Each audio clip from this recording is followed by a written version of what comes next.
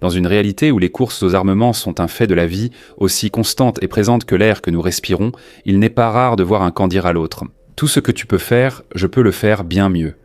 Le Shahed 136 est la réponse de l'Iran aux investissements massifs et aux avancées dans la guerre des drones en Occident. Bien qu'il soit capable de parcourir des milliers de kilomètres, d'éviter la détection et de livrer des charges explosives, ce drone est le plus souvent salué pour son excellent rapport coût-efficacité. Car les armes utilisées pour abattre le Shahed sont généralement plus coûteuses que le drone, qui vaut environ 30 000 $. Cela en fait une proposition attrayante pour tout va-t-en-guerre cherchant à renforcer ses capacités aériennes. Le Shahed 136 a acquis la réputation d'être un drone cauchemardesque en Ukraine, car il a réussi à pénétrer les lignes ukrainiennes malgré le fait qu'il s'agisse d'une arme relativement peu sophistiquée. Mais est-il vraiment aussi efficace que l'affirment les gros titres? Conception. L'Iran a intensifié le développement de drones vers le milieu des années 2000, entamant la seconde phase de son programme. Et le modèle 136 est une continuation de l'ancien 131 moins développé. Les deux sont conçus avec des ailes delta, ce qui est simplement une façon technique de dire que les ailes sont triangulaires et s'étendent à partir du fuselage central. Si l'un d'eux s'écrase dans votre jardin, vous verrez 4 ailerons à l'arrière, 2 par aile. Dans ce cas, mieux vaut peut-être déménager.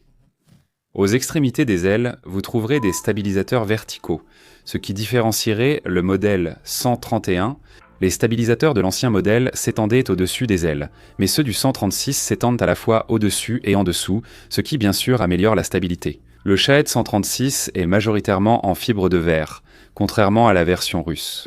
La Russie a adopté ce système d'armes et l'utilise largement en Ukraine, tout en adaptant la conception à leur manière. L'une des choses guissantes qu'ils ont faites est d'intégrer de la fibre de carbone dans le Shahed, qu'ils ont désigné sous le nom de Geran 2, le Geran, un étant la désignation de l'ancien modèle de Shahed en Russie. Ainsi, dans les versions russes comme iraniennes, les ailes du drone mesurent 2,50 m, soit 8 pieds grands, 2 pouces d'envergure, et le corps entier fait 3,50 m, soit environ 11 pieds 6 pouces de long, pour un poids d'environ 200 kg, soit 440 livres. La tête explosive représente à elle seule environ un quart du poids total, ce qui est bien plus lourd que la plupart des têtes explosives des munitions rôdeuses. Par exemple, la Harpy d'Israël transporte une tête explosive de 32 kg, alors que la Héros américaine n'en a qu'une de 4,5 kg. La raison pour laquelle le Shahed 136 est doté d'une telle puissance explosive, c'est son manque de précision, puisqu'il parvient rarement à atteindre ses cibles avec une précision chirurgicale. Les ingénieurs ont veillé à ce que son impact soit assez puissant et couvre une large zone pour infliger des dégâts suffisants. Situé juste derrière le cône de nez, qui sert de couverture aérodynamique, les éléments qui font exploser le drone sont des ogives explosives à fragmentation traditionnelle, des ogives à charge creuse et des ogives thermobariques. Les Russes, cependant, ont modifié la formule puisque le Jaren 2 peut contenir jusqu'à 90 kg d'ogives, ce qui double presque la quantité de munitions explosives et améliore considérablement les effets dévastateurs. Selon certains rapports, la Russie a également commencé à remplir ses ogives d'éclats de billes de tungstène, similaires à ceux des ogives GM-GMLRS, utilisés avec les systèmes de lance-roquettes multiples M217 qui sont en service dans le monde entier. Il s'agit d'un type de munition relativement nouveau qui peut causer des dégâts sur une grande zone en explosant à environ 10 mètres au-dessus du sol, couvrant la zone de centaines de milliers de petits fragments de tungstène et de roquettes. C'est une arme anti-infanterie terrifiante, car une ogive de 90 kg peut contenir près de 200 000 fragments de tungstène. La production de ce drone par la Russie est totalement indépendante de l'Iran, et en plus d'apporter des modifications à l'ogive et aux matériaux mêmes utilisés pour sa fabrication, ils ont également modifié l'électronique. Ces drones ne sont pas pilotés à distance, et leurs coordonnées cibles sont prédéfinies. Normalement, le Shahed 136 utilise un système de navigation comme le GPS pour se diriger, mais la version russe du drone utilise le système de navigation GLONASS de la Russie, qui pour faire simple est la propre version russe du GPS. Ils ont aussi lancé le module de navigation Comet et un système anti-brouillage de pointe qui neutralise le brouillage des signaux satellitaires. En 2024, les forces ukrainiennes ont abattu un Geran 2 qui était équipé d'un système Starlink pour assurer la connectivité Internet dans l'espace aérien ukrainien. Cela a probablement été fait pour maintenir une connexion vidéo en temps réel stable. En plus de cela, une version améliorée du drone est apparue en Ukraine à l'été 2025 équipée d'une caméra infrarouge et d'un ordinateur de bord permettant le traitement vidéo et la localisation autonome des cibles. Ces améliorations concernent uniquement les drones produits en Russie. La version iranienne du Shahed conserve un guidage inertiel, sans qu'il y ait de signalement de système de guidage autonome, de caméras, de technologie anti-brouillage, ni de munitions à fragmentation à billes de tungstène. L'un des rares éléments identiques que l'on retrouve à la fois dans la version russe et la version iranienne du drone est le moteur. Les deux utilisent un moteur à hélice bipale MD 550, ce qui garantit une portée d'au moins 2000 km et, dans certains cas, de 2500 km, soit environ 1600 miles, et il se déplace à une vitesse maximale de 185 km/h ou 115 miles par heure. Sur ma chaîne, je parle des technologies innovantes, mais chaque innovation comporte des risques. Il y a toujours une chance que cela n'aboutisse pas et que les investisseurs puissent perdre leur argent. Quand il s'agit de mon argent, je veux minimiser les risques sans renoncer à de bons rendements. C'est pourquoi aujourd'hui, je veux vous parler d'une plateforme d'investissement appelée Mintos. Mais d'abord, démystifions deux idées reçues courantes sur l'investissement. Mythe numéro 1. Les actions sont le seul moyen de faire croître régulièrement votre épargne, mais elles sont volatiles. L'indice américain S&P 500 subit de fortes baisses chaque année et en 2025, il a chuté de près de 19% avant de se redresser. Cela peut être stressant et amener de nombreux investisseurs à commettre des erreurs coûteuses. Mythe numéro 2, les actifs à revenus fixes sont compliqués et pas destinés aux investisseurs ordinaires. En réalité, investir dans le revenu fixe est plus facile que vous ne le pensez. Le marché européen des investissements alternatifs de détail a presque doublé en seulement 5 ans. C'est là que Mintos entre en jeu. Mintos est une plateforme facile à utiliser qui vous permet d'investir dans des prêts, des obligations et de l'immobilier en seulement quelques clics. L'objectif est simple. Gagner un revenu régulier sans dépendre des hauts et des bas du marché boursier et diversifier votre risque. Les prêts sur Mintos ont offert un rendement net annuel moyen de 8,8% depuis 2015, ce qui est supérieur à un compte d'épargne. Mintos a été fondé en 2014 et compte plus de 700 000 investisseurs à travers l'Europe, gérant plus de 800 millions d'euros d'actifs pour les investisseurs. Commencez à investir avec seulement 50 € et optez pour une gestion entièrement automatisée ou prenez le contrôle total. Pour recevoir un bonus de bienvenue exclusif, scannez le code QR ou cliquez sur le lien dans la description. Puisque faire fructifier votre argent est simple, investissez dès aujourd'hui avec Mintos. Une guerre financière. Maintenant, la conception du Shahed 136 est exceptionnelle dans un domaine, et c'est le retour sur investissement. Il en coûte à l'Iran entre 10 000 et 30 000 $ pour fabriquer un seul drone, et en 2022, ils en ont vendu des cargaisons entières à la Russie pour 193 000 $ par drone, ce qui évidemment représente un joli bénéfice. Jusqu'à ce que la Russie produise ses propres drones, coûtant 30 000 à 80 000 $, le coût global a fortement augmenté, ce qui reste compréhensible vu les nombreuses améliorations apportées par les ingénieurs russes au design initial. En comparaison, les missiles de croisière et les missiles tactiques, qui ont souvent les mêmes capacités de longue portée, coûtent jusqu'à 3 millions de $. Et cet écart de prix est le point fort de tout le programme Shahed 136 programme. Il faut préciser que ces mêmes missiles surpassent largement le 136.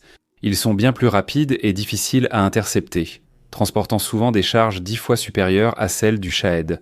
Mais le Shahed a été conçu pour des frappes précises sur de petites zones, pas pour raser des collines entières. Le 136 est aussi bien plus simple d'utilisation et demande moins de logistique, notamment pour le lancement. Donc avec cela en tête, le 136 offre des capacités de longue portée à un prix abordable, ce qui est idéal pour les pays moins développés qui veulent faire un peu de conquête, mais qui ne peuvent pas se permettre les coûts logistiques et matériels de missiles de croisière vraiment coûteux. En guerre économique, l'utilisateur du Shahed 136 termine souvent la journée avec un portefeuille plus rempli qu'un utilisateur de systèmes anti-aériens et de systèmes portables de défense aérienne. Les prix des manpads varient d'au moins 20 000 à 100 000 $, tandis que les missiles RR et solaires, qui peuvent tous deux être utilisés contre le Shahed 136, coûtent rarement moins de 100 000 $. Cela ne prend même pas en compte le prix des plateformes d'exploitation, des radars, des stations de surveillance et bien sûr du personnel qui occupe ces stations. L'essor des drones en fait un pilier de la stratégie militaire. Selon le théorème du budget, des travailleurs de haute technologie peuvent être battus par des armes peu coûteuses et simples si elles sont assez nombreuses. Et cela semble certainement être le plan de la Russie avec leur Gérant 2, puisqu'ils se sont engagés à en produire plus de 6 000 dans le but d'épuiser les finances de l'Ukraine. Performance dans l'histoire des combats. Donc, l'engagement le plus connu du Shahed 136 est bien sûr en Ukraine, où il a été utilisé et est toujours utilisé au moment de cet enregistrement pour diverses raisons. Même si le Shahed 136 est un drone relativement simple et rudimentaire, il présente tout de même de nombreux défis pour les forces de défense. Le Shahed 136 vise principalement à endommager les infrastructures ennemies et le personnel, mais n'est jamais utilisé contre des cibles mobiles, faute de précision. Les forces russes s'en servent aussi pour tester les défenses anti-aériennes ukrainiennes avant de lancer des missiles plus puissants. Le 136 est lancé depuis un rail avec une fusée jetable attachée au drone pour la phase initiale du décollage. Ils peuvent être lancés rapidement, la rampe s'installe aisément à l'arrière d'un pick-up, rendant le système d'armes très mobile. Plusieurs Shaheds peuvent être lancés simultanément par quelques lanceurs, formant des essaims, une méthode utilisée par la Russie pour submerger les défenses ukrainiennes. Un autre problème auquel les forces ukrainiennes sont confrontées est la difficulté à localiser la position de lancement. Au moment où les défenses anti-aériennes réalisent qu'elles font face à des menaces en approche, la plateforme de lancement s'est déjà déplacée. Détecter les Shaheds entrants est également un défi, car les trajectoires de vol programmées en ça pour ces drones sont très proches du sol, ce qui les rend impossibles à repérer au radar, tout en augmentant leur endurance, ce qui se traduit par un temps de vol plus long. Les défenses au sol les détectent à peine, donc les Ukrainiens ont logiquement misé sur les moyens aériens, mais sans grand succès. Un pilote ukrainien de MiG-29 a déclaré que le drone ressemble à une volée d'oiseaux sur le radar et que le taux d'interception global varie entre 65 et 85%, ce qui signifie que l'Ukraine n'a toujours pas de moyen de sécuriser totalement son espace aérien contre les Shaheds. S'appuyer sur les observations visuelles a donné des résultats positifs. Les Ukrainiens utilisent une application pour signaler les drones.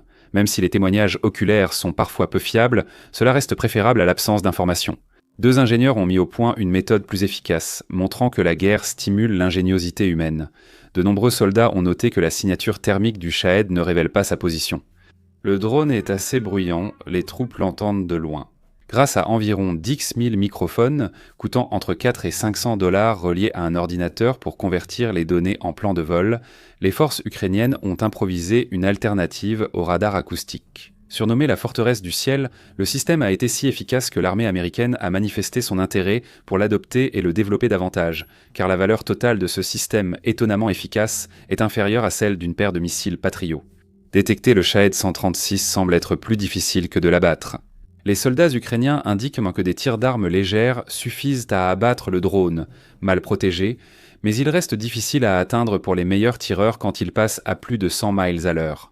L'Ukraine dispose de missiles R-73 à guidage thermique et R-27R à guidage radar semi-actif, servant de dissuasion contre le Shahed, mais il pose plusieurs problèmes.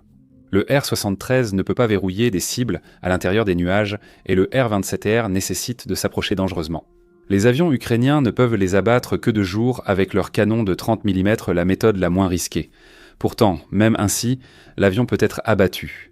C'est ce qui est arrivé à un pilote en octobre 2022, lorsqu'un Shahed 136 a explosé près de son MiG-29 et que les éclats ont détruit le cockpit. Le pilote a réussi à s'éjecter, mais l'appareil a été perdu, et les avions coûtent vraiment cher.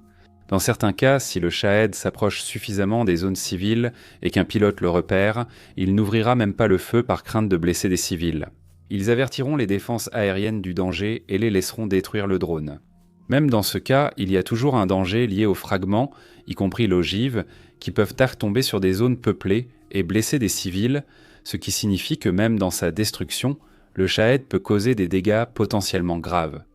D'une manière générale, les systèmes d'armes les plus efficaces contre le Shahed 136 sont le missile SA-8 l'ancien et fiable ZSU-23-4 et le canon anti-aérien automoteur allemand Flakpanzer Gepard. Selon la défense ukrainienne Tasha aux États-Unis, ces armes se sont révélées extrêmement efficaces. Mais si l'on prend en compte le rapport qualité-prix, la situation change. La mitrailleuse des SHK s'est révélée la méthode la plus économique pour neutraliser les Shaheds. Les munitions de 12,7 mm suffisent à percer le blindage léger du drone. Pour rester efficaces la nuit, les opérateurs ukrainiens ont équipé leurs mitrailleuses de caméras thermiques ou parfois de projecteurs, comme les canons anti-aériens de la Seconde Guerre mondiale. Avec le temps, l'Ukraine a adopté des drones d'interception contre les Shaheds. Les modèles et spécifications de ces drones sont classifiés pour éviter que les forces russes adaptent leurs drones en conséquence. Mais il a été rapporté à l'été 2025 que 9 drones Shahed sur 10 abattus par les forces ukrainiennes le sont en réalité grâce à ces drones, qui sont désormais devenus l'arme principale anti-Shahed de leur arsenal. Même si les forces ukrainiennes savent détecter et abattre les Shaheds, ces drones franchissent encore les défenses grâce à leur nombre. Les Shaheds sont souvent lancés en essaim et, même avec des opérateurs anti-aériens compétents, un trop grand nombre de cibles permet à certains de passer à travers les tirs et les drones de défense pour exploser sur leur objectif. Il a été rapporté que la Russie a lancé plus de 2600 drones, Shahed 136 contre l'Ukraine, sur une période de 6 mois, en 2024. Même si l'Ukraine en a intercepté et détruit 80%, certains sont tout de même passés simplement à cause de la loi du nombre. Au début de 2025, la Russie lançait en moyenne 140 drones Shahed chaque jour, et ceux qui parvenèrent à franchir les lignes ukrainiennes prouvaient-ils que les attaques en essaim fonctionnent encore dans une certaine mesure. Pour répondre à la question principale, le Shahed 136 est-il efficace ? Eh bien, il suffit de regarder les résultats. Au début de l'utilisation de ces drones par la Russie lors de l'invasion de l'Ukraine, le budget ukrainien finissait toujours en déficit net.